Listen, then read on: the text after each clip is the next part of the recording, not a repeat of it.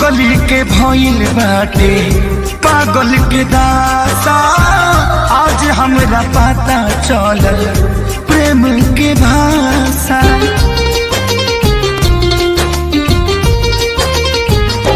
हाँ पगली के भइल बाटे पागल के दासा। आज हमरा पता चलल प्रेम के भाषा। रोते रोते मिले हमसे आयल बड़ी, रोते रोते मिले हमसे आयल बड़ी।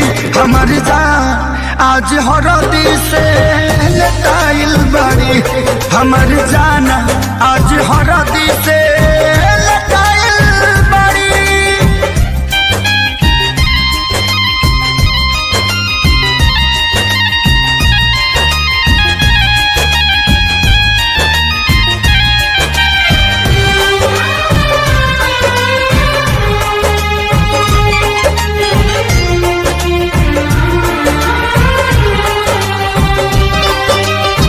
घर परिवार देख खोजत होई जा, छतिया पमुड़ी धके रोवा तारी एही जा।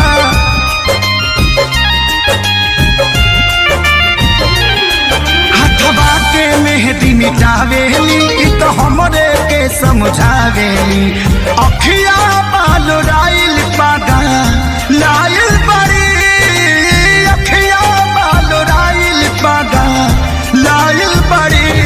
हमर जान आज हरद से लटाइल बड़ी, हमर जाना आज हरद से लटाइल बड़ी।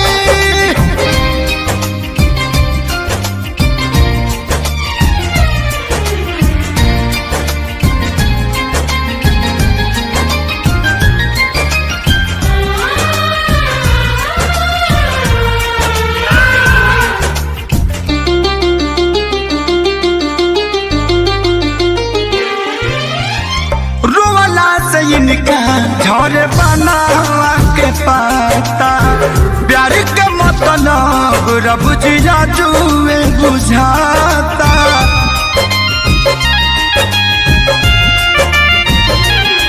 हम इनका से तनिको खफा नहीं खी, काहे की जान बेवफा नहीं खी। अखिलेश के खेसारी खाती भुलाइल बड़ी, अखिलेश के खेसारी खाती भुलाइल बड़ी। हमर जान आज हरद से लटाइल बड़ी, हमर जाना आज हरद से